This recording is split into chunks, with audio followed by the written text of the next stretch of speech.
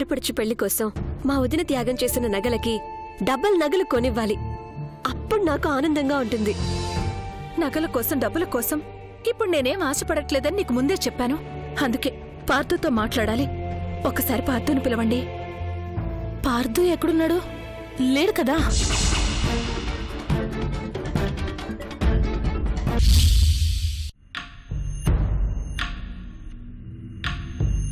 తల్లి బిడ్డల మీద నేను ఉపయోగించబోయే ఆయుధం ఇదే.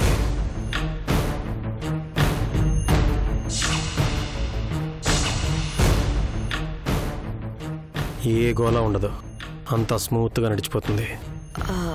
ఏంటో చూపించుతామా?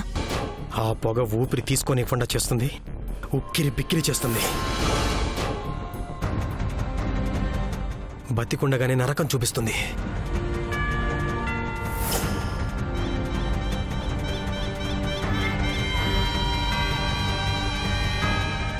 రూమ్ అంతా పొగ నిండిపోయి ఉండటం వలన తల్లి బిడ్డలిద్దరికీ శ్వాస ఆగిపోతుంది. శ్వాస ఆగిందంటే గుండె ఆగిపోతుంది. వాళ్ళ పని అయిపోతుంది. చాలా సింపుల్గా మన పని అయిపోద్దక్క. ఇంకెందుకు ఆలస్యం? వెంటనే చేసి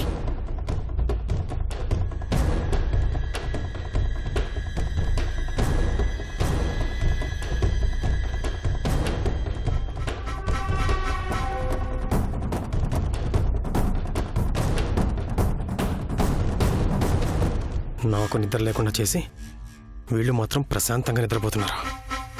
అక్క, ఇదే వీళ్లకు చివరి రోజు.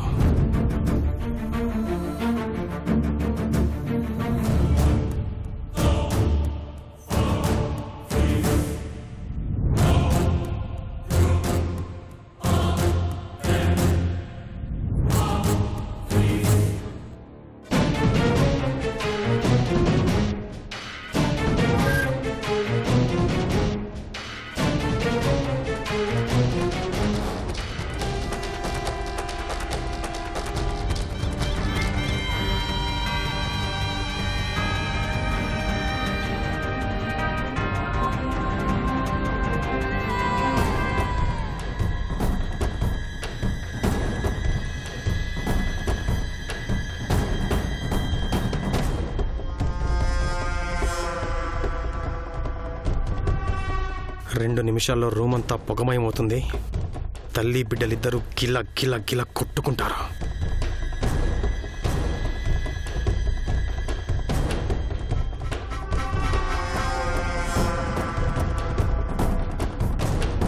పొగ మొదలైందక్క.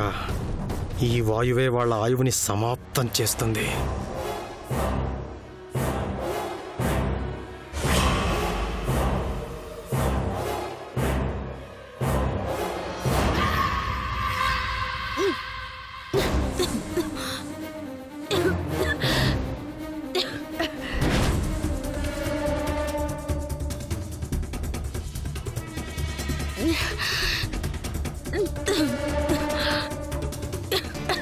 గన్నులు, కత్తులు, గొడ్డళ్ళు లేకుండా ఎంత సింపుల్గా అయిపోతుందో కదక్క.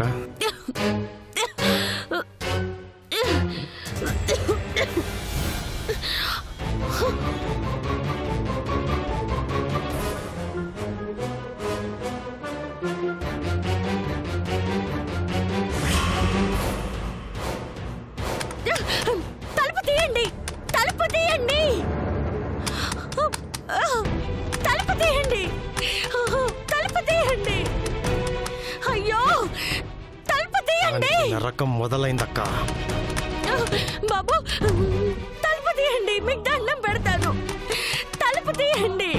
అయ్యో బాబు, బాబు, బాబు, బాబు, తలుపు తీయండి. వాడేడుపు కూడా మొదలయ్యింది.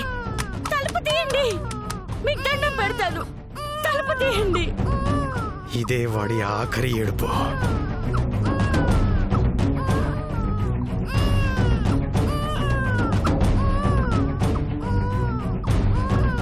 రూమ్ అంతా పొగ నిండిపోయి బయటకు వస్తుందక్క. ఏయ్ శ్వేత, నువ్వు బతికున్నా చచ్చినా ఒకటే. నాకు కావాల్సింది నీ ప్రాణం కాదు, నా ప్రాణాలు తీయబోయేవాడి ప్రాణం. బాబు కూపిరి ఆడట్లేదు, తలుపు తీయండి. ఇప్పుడు మీ ఇద్దరిని ఎవరు కాపాడతారే?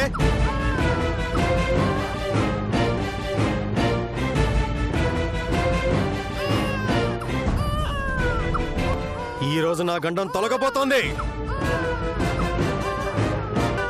ఏ శ్వేత, నీ కొడుకు నా తమ్ముడి పాలిట యమగండం అన్నావు, ఇప్పుడేం చేస్తాడే?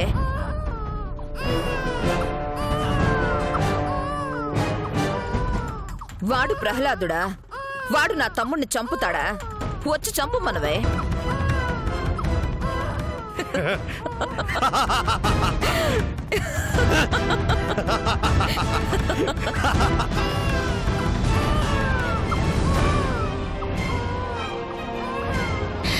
బాబు తీయండి, తలుపు తీయండి.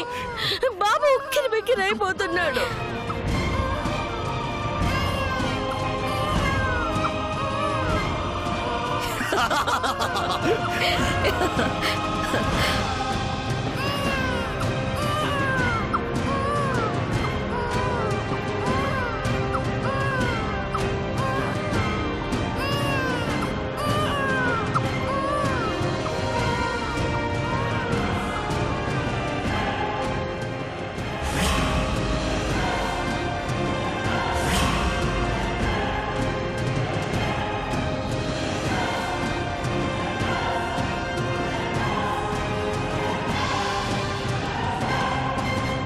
అయిపోయారక్క.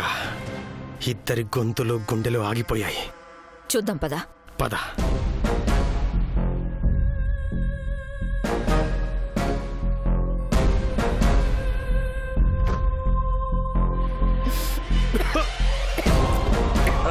అక్క నాకేం కనిపించలేదు, నీకేమైనా కనిపించారా? లేదమ్మా. గిలగిలా కొట్టుకొని మంచం కిందకి పోయారేమో. వాళ్ళ శవాలు మంచం కింద ఉంటాయి. ఉన్నారా? లేరక్క. మరేమైనట్టు?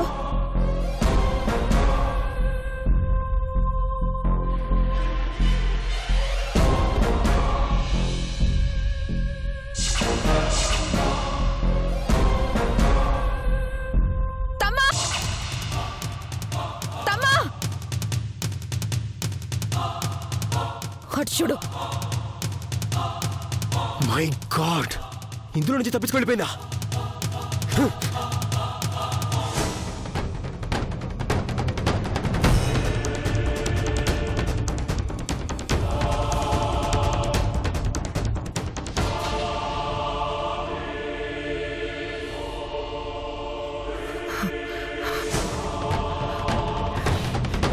శ్వేత, ఎక్కడికి పోయావే?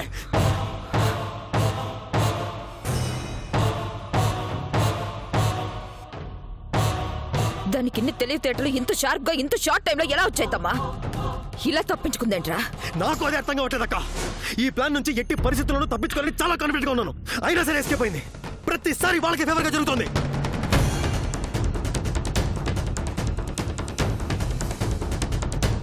చేతికి దొరికిన అవకాశాన్ని మళ్ళీ వదులుకున్నాను.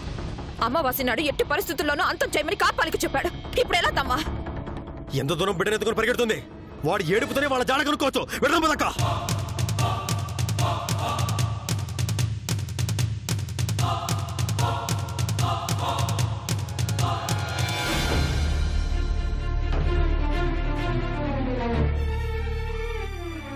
వదినా, భోంచేద్దాం రావదునా? మీరు చేయండి. మళ్ళీ ముగ్గురం కూర్చొని తినే అవకాశం ఎప్పుడొస్తుందో ఏమో. అమెరికా వెళ్లకముందే ఇలాంటి అవకాశాలను మనం వినియోగించుకోవాలి. అదిగో అన్నయ్య కూడా వచ్చేసాడు. రావద్దునా?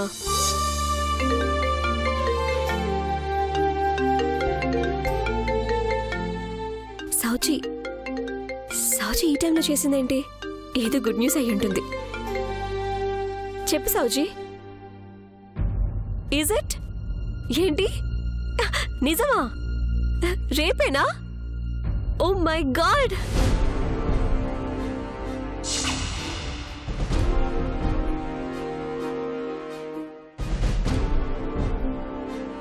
ఎంత మంచి న్యూస్ చెప్పావు. Thank you so much. Bye. వదినా, రేపే నా అమెరికా ప్రయాణం.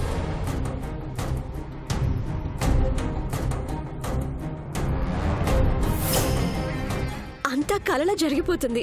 మొన్నేమో జాబ్ కన్ఫర్మ్ అయిందని కాల్ వచ్చింది, నిన్నేమో చేతికి పాస్పోర్ట్ స్టాంపింగ్ తో వచ్చింది.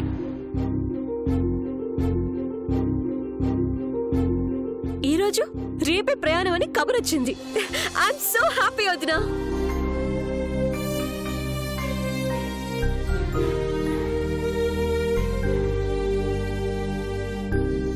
అన్నయ్య, రేపు ఈవినింగ్ కల్లా హైదరాబాద్ లో ఉండాలి. నాతో పాటు మరో 2 అమ్మాయిలు కూడా ఫ్లైట్ లో రాబోతున్నారు. నాకు తోడుగా ఉంటారు. మీరేం భయపడాల్సిన అవసరం లేదు.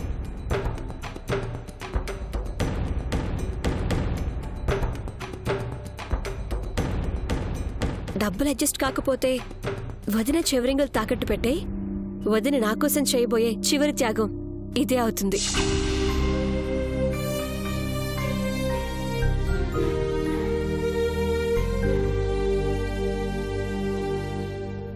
వదినా, తొందరగా భోంచేసి లగేజ్ సర్దుకోవాలి. మార్నింగ్ 3 గంటలకే నన్ను నిద్రలేపో, మర్చిపోద్దు.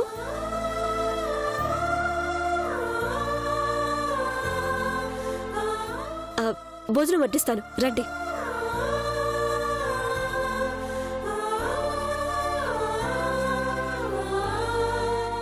ఆడపడుచు కోసం అన్నీ చేశాను. నా తరపున పెట్టాల్సినవన్నీ పెట్టాను.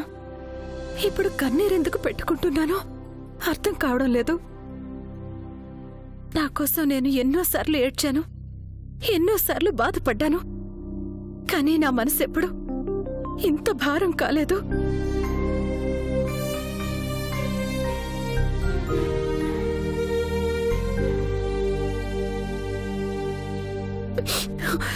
ఇప్పటికైనా మించిపోయిందేం లేదు. ఏదో ఒకటి చెప్పి ఆ అమ్మాయి అమెరికా వెళ్లకుండా ఆపవయ్యా. నీ మాట తప్పకుండా వింటుంది. నా చెల్లెలు ఒక్కసారి నిర్ణయం తీసుకుందంటే ఎవరు చెప్పినా విందు. ఈయన చూస్తే ఎలా మాట్లాడుతున్నాడు. ఆ మాధవి గారిని చూస్తే ఆవిడిప్పటి వరకు పార్థు చేత ఫోన్ చేయించలేదు. ఈ పిల్లేమో వెళ్ళిపోతానంటుంది. ఇప్పుడేం చేయాలి? లహరి అమెరికా వెళ్ళిపోతానంటోంది. వద్దని ఎంత చెప్తున్నా నా మాట వినడం లేదు. పార్థుకి ఈ విషయం తెలీదు. అందుకే చెప్పాలని వచ్చాను. మనిషి మనిషిలో లేదు, తిండి లేదు, నిద్ర లేదు.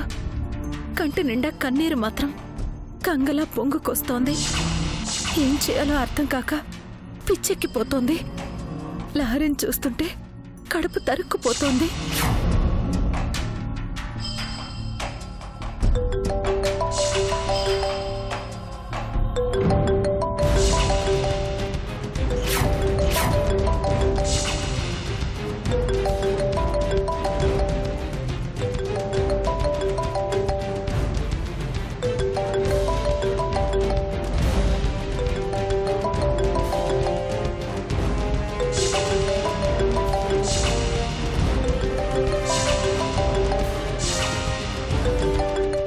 తొందరగా లిఫ్ట్ చేయవమ్మా తల్లి. నీకేం సమాధానం చెప్పాలో అర్థం కావట్లేదు కస్తూరి. కట్ అయిందా, కట్ చేసిందా?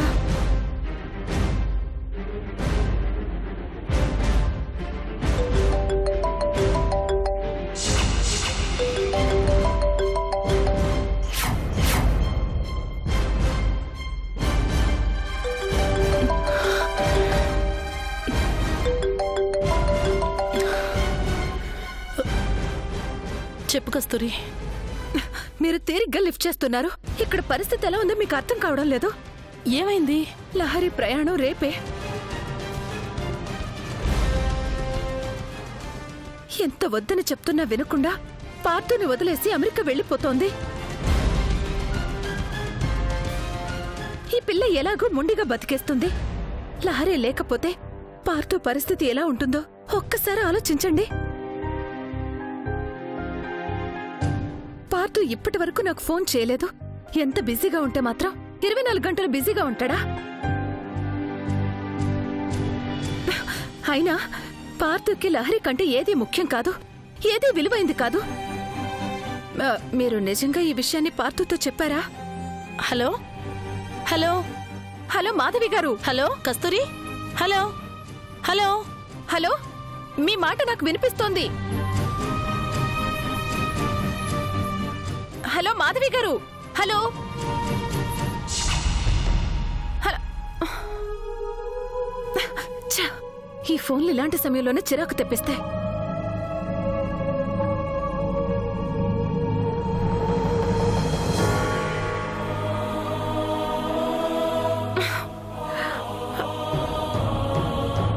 లహరి అమెరికా వెళ్ళిపోతున్న విషయం పార్థుకి ఎలా తెలుస్తుంది? పార్థుని లహరిని కలపడం ఎలా?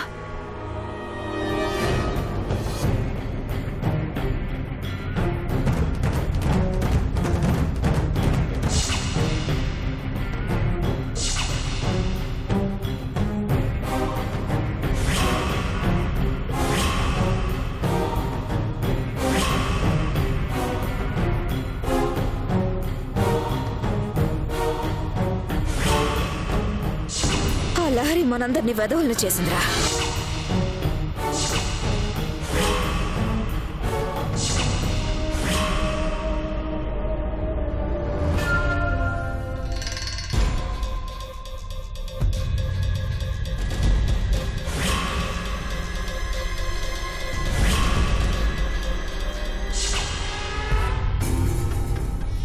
ఎండాకాలంలో నడి రోడ్డును నుంచున్నట్టు ఆ చెమటలేంట్రా?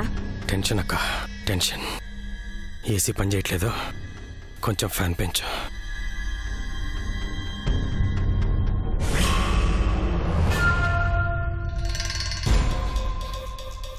లారీ కోసం విశ్వ ప్రయత్నాలు చేసి లారీని పట్టుకోలేకపోయాను. కష్టపడి కిడ్నాప్ చేసిన పార్థుగాడిని లారీ గద్దలా తన్నుకుపోయింది.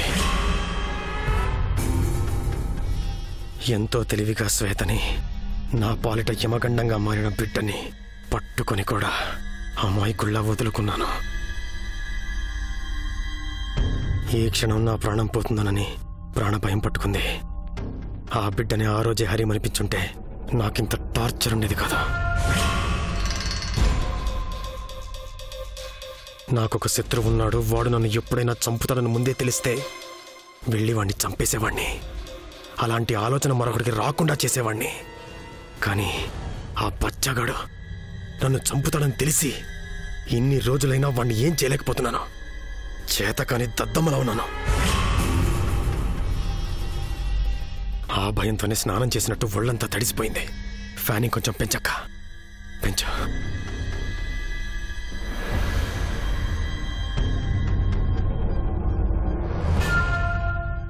ఇంకా పెంచక్క. మాక్సిమం పెంచంతమ్మా. ఈ సమయంలో మంచు పర్వతాల మధ్య కూర్చున్నా నా తలకు పడిన హీట్ తగ్గేలా లేదక్క.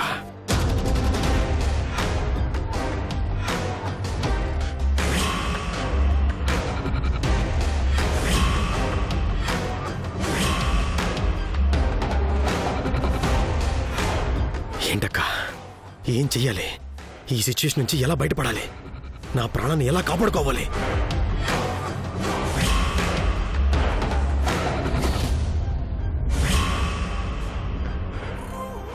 నువ్వన్నట్టు ప్రాణభయంతోనే చచ్చిపోయేలా ఉన్నాను.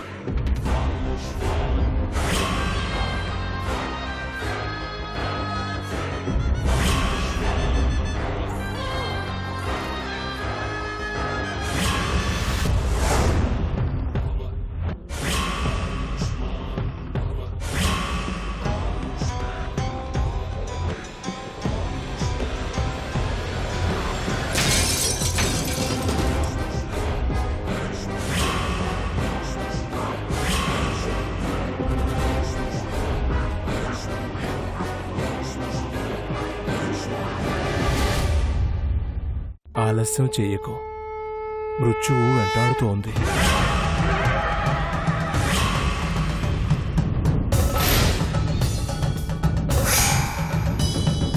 నా బిడ్డ మీ ఎదురుగా ఉన్నప్పుడే కాదో, ఎక్కడున్నా అతని ప్రభావం మీ మీద ఉంటుంది.